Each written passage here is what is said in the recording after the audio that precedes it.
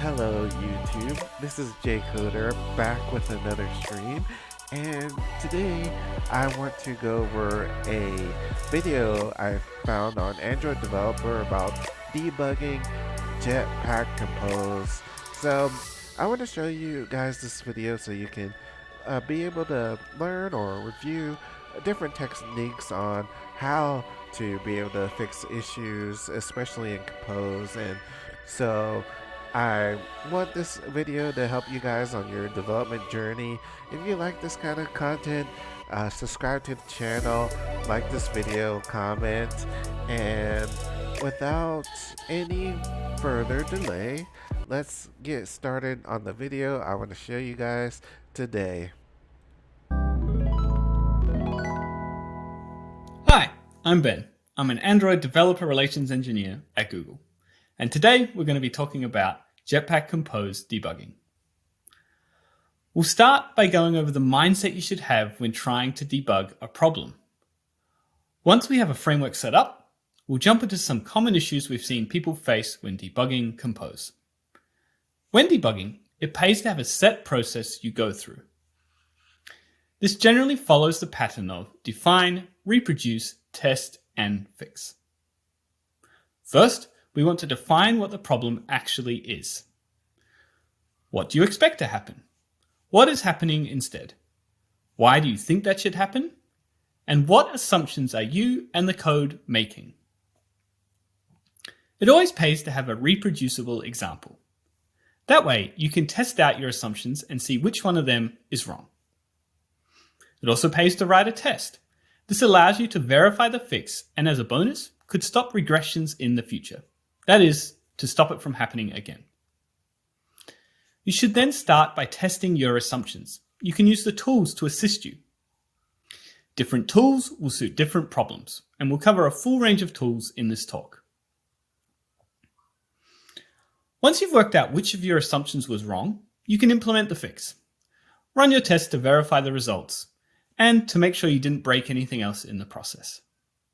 Now we've set the groundwork for how to go about debugging, let's go over some common questions we have seen. First, probably the most common question we hear. Why is this composable recomposing? Let's define our problem. Our composable is recomposing, and we don't know what argument has changed to cause it. For our assumptions we are making, there are different types of recomposition. Direct recomposition, indirect recomposition, and also unskippable recomposition. Let's see some examples. This is an example of direct recomposition. We have some composed state, a count. When the composed state is changed, wherever we read the state, in this case, in the arguments being passed into this text composable, compose will automatically recompose. This is a direct recomposition. An indirect recomposition occurs when a composable is not directly reading a state object, but its arguments change regardless, due to some other calculation occurring. In this case, we are simply doubling the count. Count is the composed state object. And so when we read it, when calculating the doubled value, that is what causes the recomposition. But the arguments to my text have also changed, and as such, it is also recomposed. The third example is probably the trickiest to understand. Here we have the same direct recomposition as before, with a count and text updating when the count changes. This time we have an additional list composable that takes a list of numbers. When this composable recomposes, because of count changing, you might expect the myList composable to not recompose, as its inputs have not changed. But this is not currently the case. List is an unstable type because we cannot guarantee its immutability, and as such, myList is recomposed also when its parent recomposes. This can all be a bit hard to comprehend, especially in a complex codebase, and that's why I am excited to share a new feature in Android Studio Hedgehog, recomposition state in the debugger. Now, when setting a breakpoint inside of a composable, when the breakpoint is hit, the debugger will show you the composition state of that composable and help you diagnose recomposition issues. The debugger will show the changed state of each of the arguments being passed into a composable. The states are as follows. Unchanged. Pretty self-explanatory, this argument did not change. Changed. This argument has a different value than the last composition. Uncertain. Compose is still evaluating whether this argument has changed. Static. Compose has determined this argument will never change. Unstable. This argument is an unstable type. Let's see a quick demo of the debugger in action. So now when I set a breakpoint and cause a recomposition by subscribing to a podcast, we can see the reason this composable is recomposed is because isFollowed is different. We can also see isFollowed is true. The debugger will also show us if we have an unstable argument, which we can see if we add a breakpoint here.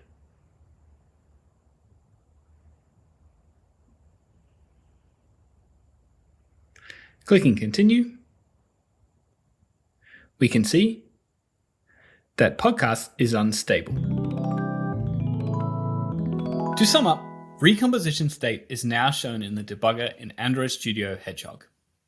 It allows you to see what arguments are changing to cause a recomposition. You can also step up a stack trace like normal with the debugger to find the root of composition and how the arguments are changing at each point of the call stack. This is just the start of our work with composition state in the debugger, and we will have more to share soon. But sometimes you might have something that recomposes frequently. Maybe a composable that is involved with scrolling or an animation, and you need to track the state over time. The debugger here would be annoying to use, as it would break too often and stop the flow of composition. In this case, logs are a great tool. There's nothing wrong with using logs to help debug. A quick example. Here we have a composable that is using the scroll state of a lazy list. In order to debug this recomposition, a log has been added to print out the current state. Now, after reading the compose performance guidance, we try to defer the read to limit the scope of recomposition. But we notice our log is still being called frequently, and our scrolling list composable is still recomposing. The answer here is that the log itself is causing the recomposition. Because the log string is reading compose state, when that state changes, compose will recompose. The solution here is to wrap the log in a side effect. You could also simply just not log the actual state value if that is easier. So, logs can be very useful for helping to debug frequent recomposition. Just watch out they are not causing the recomposition in the first place. Next up, how do I know what's wrong with my UI on different form factors? With large screens, phones and foldables, it's difficult to make sure your layout looks and feels amazing on every screen. Are your font sizes appropriate on small screens? Is your text stretched too far on a wide screen? Are you adhering to accessibility and material best practices? Well, sometimes the easiest way to debug is to avoid the bug in the first place, and that's where linting comes in. In Android Studio Hedgehog, Visual Lint now supports composed previews. That means that as you're developing your layout, you can make sure to catch and fix potential issues and optimize with material and accessibility in mind. You can quickly see your layout across multiple screen sizes, and if any have a problem, Lint will give you a warning or an error, even if it just occurs on one screen size. In this example, Lint is highlighting that our medium tablet layout has accessibility errors with voiceover and text color ratios. Next up, why am I seeing jank? I have here the Jetcaster sample app, and we have seen reports from our performance monitoring that on scroll of the top pager, there could be some jank. As this is a production build, we know that it is already running in release mode with R8 enabled, and we have a baseline profile all set up. What else could it be? Let's start by listing out some of our assumptions. We assume that the animating color background is not causing other composables to recompose. We are also assuming that because the pager items themselves are not changing, just scrolling, the pager items should not be recomposing. Let's dive in and see if we can fix this problem. Okay, so I'm in the Jetcaster sample, and we can see that if I scroll the top podcast pager, the background color animates its change. So in order to dive into what might be happening here, why don't we first open up the Layout Inspector.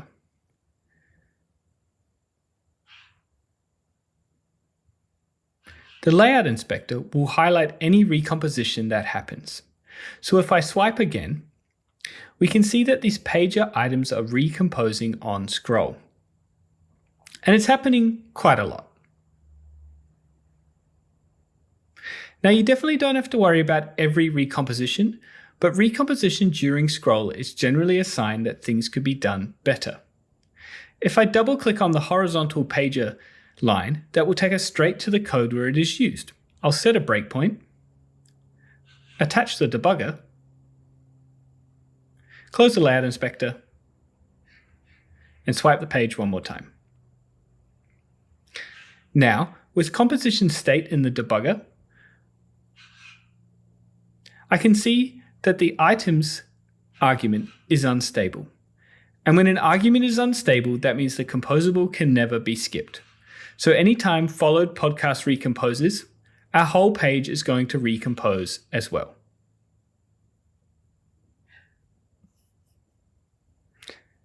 Let's see if we can improve that. But before we dive into fixing this problem, we should write a test first.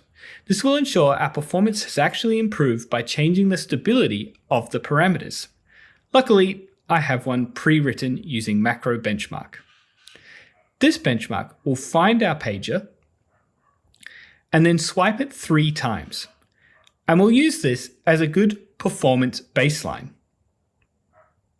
So I'll run the test, and we can copy the results down as our before.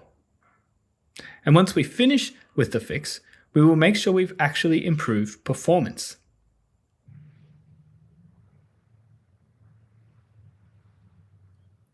So now that it's finished, I'll copy the results and we'll compare them to the after results. So I've implemented the fix by switching from a standard list to a Kotlin experimental persistent list. These lists are fully immutable and will allow our composable to skip.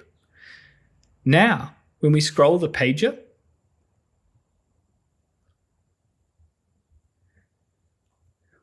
we can see that the pager items no longer recompose.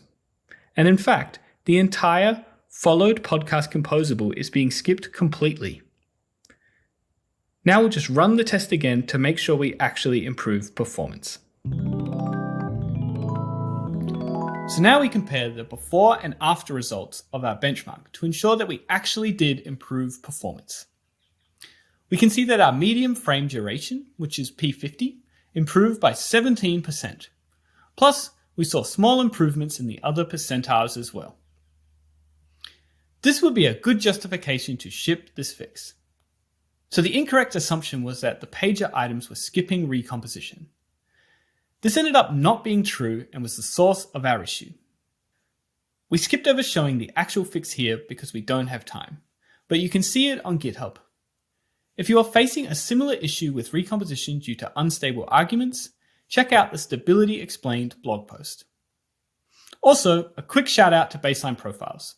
We mentioned at the top that this app already implemented a baseline profile, but if yours hasn't, it can be one of the most effective performance improvements you can make. For more information, see the baseline profiles link. To sum up what we saw, we used the Layout Inspector to help narrow down the issue and give us an idea of where to start. We then wrote a macro benchmark performance test in order to get a solid before and after picture of our issue. This ensures we are actually fixing the jank and not just guessing at its cause. We used the debugger to inspect the inputs to our pager and determined that one argument was unstable and causing the pager items to not skip recomposition. But now imagine you have the same reports, but the Layout Inspector doesn't reveal any clues where to look. What do you do then? Where should you focus on optimizing? So our problem is we have reports from production tracking that we have a high count of frozen frames. Again, because this is a production build, we know that it is running in release mode with R8 enabled. And we are shipping a baseline profile. The layout inspector didn't reveal any obvious problems, so we aren't sure where to go next. A great tool in this case would be tracing. A trace shows you where in your code you are spending the most time. This is a powerful tool to work out what is taking up the most time in your code and contributing to you missing the frame deadline and causing frozen frames or jank. There are two types of traces. System traces have low overhead, which means they are good for getting a realistic measure of your app. The downside is that they can only show code that is marked for tracing. When that is not enough, there is method tracing. A method trace shows you every method being called while the trace is running. Because of this, it has high overhead and will most often cause your app to run extremely janky. This means it cannot be used for a realistic time measurement. But generally, you can still judge the ratio of time spent in each method compared to other methods. Let's see an example. This is a system trace. As mentioned, it only shows code that is marked for tracing. That means that with Compose, you will only see a block to show you recomposition, but you won't actually see what is recomposing in that time. By contrast, this is a method trace. It shows you everything. A bit overwhelming for sure, but sometimes that is just what you need. But what if there was something in between? A trace that gave you the speed of system tracing with the relevant information from method tracing? Well, thankfully, there is. Android Studio now supports showing composable functions in a system trace. You will be able to see what composable functions were called while the trace was being taken, and all with the low overhead of system tracing. To enable it, you just need to add the runtime tracing dependency to your Gradle file. But how do you actually read these traces? What does all this mean? Here is a simplified version of a system trace showing recomposition. Each bar from the top down is the total time of the bars below it. The bars also correspond to the stack trace of the functions called. Compose calls recompose on your composition hierarchy. The first composable is the material theme. Inside the material theme, we have a composition local providing the theming information. From there, the home screen composable is called. The home screen composable is calling the My Image and My Button composables as part of its composition. But why is there a gap? Gaps in system traces are from untraced code being run. Remember that system traces only show code that is marked for tracing. The code being run is happening after My Image is called, but before My Button is called, and is taking up the amount of time the gap is sized. Let's have a look at a real example of this. Okay, now that we know how to read these system traces, let's learn how to take one and use it to solve an issue. So I'm back here in the Jetcaster sample app, and I'm going to open up the profiler, click on the CPU lane, click System Trace, and then click Record. Now I'll use my app, so I'll swipe the pager 2 times. We'll stop the trace, and that's it. Now we've taken a system trace. In order to make this a bit easier to see, I'm going to open it up in Perfetto. So I've opened up the trace in Perfetto, and the 2 busy sections we can see here are the 2 times I swiped the pager. And we can see all of the recomposition happening. You can navigate this trace using the W, A, S, and D keys. And if we zoom in, we can see that there's this large gap inside the home content composable that's taking up a lot of time. So you could switch to a method trace here, or it often pays just to have a look at the code first to see if you can notice anything suspicious. So why don't we do that? Jumping back to the code, I've opened up the home content composable, which we know from our trace was where most of our time was being spent. Now let's just scroll down and see if we can see anything suspicious.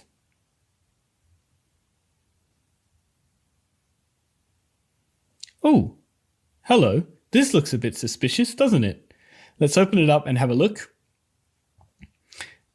And now, just to verify that this is indeed the thing taking up all of our time, we can wrap this in a trace tag. You can give it any name you want. That is what will show up in the trace. So let's take our trace again and see if this was indeed our culprit. Opening up the trace, we can see big object is indeed the item that was taking up all the time in this trace. So now we know what our problem is. We can go and fix it. If you did find yourself in this situation, you could remember the object to stop it from being recreated on every recomposition. It could also be things like sorting a large list in composition, or really just doing any work that could be done outside of the UI layer. But really, this example was just designed to show you that tracing helps you find the problem. It doesn't fix the problem for you.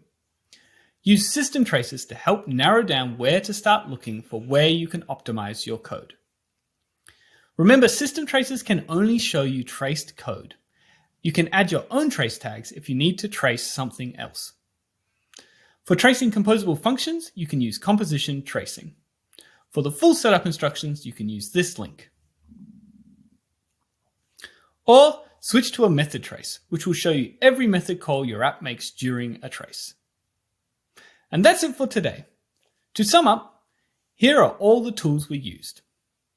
Compose Debugger. See what arguments are changing in your composable that are causing recomposition. Layout Inspector. Inspect layout issues and see recomposition. Visual linting. Automatically discover layout issues that happen across form factors and more. Composition tracing. See composable functions in a system trace. Benchmarking. Quantify your performance optimizations. Thanks for watching.